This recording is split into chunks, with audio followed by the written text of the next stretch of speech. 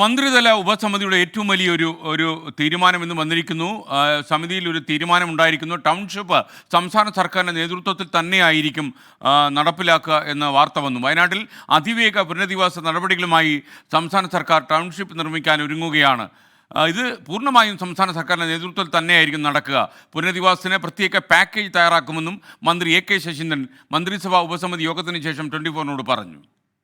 ഒരു സമഗ്രമായ ഒരു പാക്കേജ് തയ്യാറാക്കി അതിൽ മുൻഗണന അദ്ദേഹത്തിൻ്റെ മനസ്സിലുള്ളത് ടൗൺഷിപ്പ് ഉണ്ടാക്കുക എന്നുള്ളതാണ്. അപ്പോൾ അത്തരത്തിലുള്ള ടൗൺഷിപ്പ് ഉണ്ടാക്കുന്നതിലേക്ക് ആവശ്യമായ സഹായങ്ങൾ എന്താണോ അത് അഭ്യർത്ഥിച്ചുകൊണ്ടും സമാഹരിച്ചുകൊണ്ടുമുള്ള ഒരു സംവിധാനത്തിനെ കുറിച്ചാണ് അദ്ദേഹം പോകുന്നത്. വിശദാംശങ്ങളുമായി ദീപക് ധർമ്മടം ചേരുന്നു. താങ്കൾക്ക് പറയാം, കേരളത്തിൽ വളരെ പ്രധാനപ്പെട്ട ഒരു തീരുമാനമാണ് ഇപ്പോൾ വന്നിരിക്കുന്നത്. ടൗൺഷിപ്പ് സംസ്ഥാന സർക്കാർ നേരിട്ടായിരിക്കും ചെയ്യുക. സർക്കാരിൻ്റെ നേതൃത്വത്തിൽ മാത്രമായിരിക്കും നടക്കുക. വിക്ടിംസിനായിരിക്കും ഇതിൻ്റെ സഹായം ലഭിക്കുക എന്നുകൂടി ഇന്ന് നടന്ന മന്ത്രിതല ഉപസമിതി യോഗത്തിൽ വ്യക്തമാക്കിയിട്ടുണ്ട്. ഇതിൻ്റെ കാര്യമാണ് മന്ത്രി എ കെ ശശീന്ദ്രൻ നമ്മുടെ പ്രതിനിധി.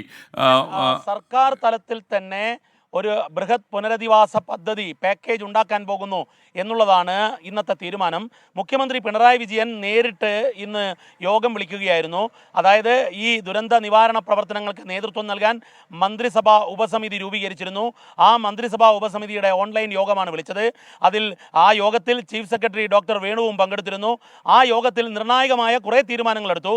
അതിലേറ്റവും നിർണായകമായത് അടിയന്തര പ്രാധാന്യത്തിൽ ഈ പുനരധിവാസ പാക്കേജുകൾ തീരുമാനിക്കും. സമഗ്രമായൊരു പാക്കേജാണ്.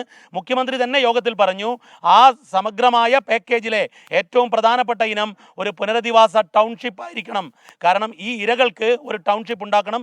അത് സർക്കാരിൻ്റെ നേതൃത്വത്തിൽ ആ ടൗൺഷിപ്പ് ഉണ്ടാക്കണം എന്ന് പറയുന്നു. ആ ടൗൺഷിപ്പിന് സഹായം മറ്റു പല കേന്ദ്രങ്ങളിൽ നിന്നുമാകാം. പക്ഷേ ആ ടൗൺഷിപ്പ് സർക്കാരിൻ്റെ മേൽനോട്ടത്തിൽ, സർക്കാരിൻ്റെ മുൻകൈയിൽ, സർക്കാരിൻ്റെ ഉടമസ്ഥതയിൽ ആയിരിക്കും എന്നുള്ളതാണ് ഇന്നത്തെ മന്ത്രിസഭാ ഉപസമിതി യോഗത്തിൽ മുഖ്യമന്ത്രി അറിയിച്ചത്. മറ്റു ചില കാര്യങ്ങൾ കൂടി തീരുമാനിച്ചിട്ടുണ്ട്. തിരച്ചിൽ തുടരണം, തിരച്ചിൽ നിർത്താൻ പാടില്ല എന്ന് തീരുമാനിച്ചു.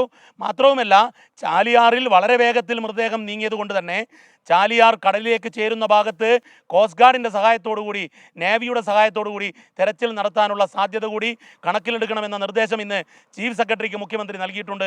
ഈ യോഗത്തിൽ ഇന്നലെ വരെ ഇന്ന് തുടർന്നുകൊണ്ടിരിക്കുന്ന എല്ലാ പ്രവർത്തനങ്ങളും ദ്രുതഗതിയിൽ നല്ല നിലയിൽ തുടരാൻ വേണ്ടിയുള്ള നിർദ്ദേശവും മുഖ്യമന്ത്രി നൽകിയിട്ടുണ്ട്. ഇന്നത്തെ യോഗത്തിൽ ഏറ്റവും നിർണായകം പുനരധിവാസത്തിന് സമഗ്ര പാക്കേജ് സർക്കാർ ഉണ്ടാക്കുന്നു. സർക്കാരിൻ്റെ ആ പാക്കേജിൽ ആർക്ക് വേണമെങ്കിലും സഹകരിക്കാം. പക്ഷേ സർക്കാരായിരിക്കും ടൗൺഷിപ്പ് ഉണ്ടാക്കുക. ആ ടൗൺഷിപ്പ് സർക്കാരിൻ്റെ രൂപഘടന അനുസരിച്ച് സർക്കാർ ഡിസൈൻ ചെയ്യുന്ന രീതിയിലായിരിക്കും, സർക്കാരിൻ്റെ അധീനതയിലായിരിക്കും എന്നുള്ളതാണ് ഇന്നത്തെ പ്രധാനപ്പെട്ട ഒരു തീരുമാനം. SKN. ഓക്കെ, ദീപക് ധർമ്മടമാണ് റിപ്പോർട്ട് ചെയ്തത്. നിങ്ങൾക്കറിയുന്നത് പോലെ ആളുകളെ പുനരധിവസിപ്പിക്കാൻ വേണ്ടി വയനാട്ടിൽ ടൗൺഷിപ്പ് കൊണ്ടുവരുമെന്ന മന്ത്രിതല ഉപസമിതിയിൽ തീരുമാനമുണ്ടായി. ടൗൺഷിപ്പ് സംസ്ഥാന സർക്കാരിൻ്റെ നേതൃത്വത്തിലായിരിക്കും ഉണ്ടാവുക എന്നാണ് ഇന്നത്തെ തീരുമാനം വന്നിരിക്കുന്നത്. അത് മന്ത്രിതല അവലോകന യോഗത്തിലാണ് തീരുമാനം വന്നത്. അതായത് സംസ്ഥാന സർക്കാർ യഥാർത്ഥ എല്ലാ വശങ്ങളും പരിഗണിച്ചിട്ടായിരിക്കും ഇത്തരമൊരു തീരുമാനമെടുക്കുക എന്നാണ് നമുക്ക് അറിയാൻ കഴിയുന്നത്. ഇക്കാര്യമാണ് മന്ത്രി എ കെ ശശീന്ദ്രൻ 24-നോട് അല്പം മുമ്പ് പറഞ്ഞത്. ഞങ്ങളുടെ പ്രതിനിധി ദീപക് ധർമ്മടവുമായി സംസാരിക്കുകയായിരുന്നു മന്ത്രി എ കെ ശശീന്ദ്രൻ.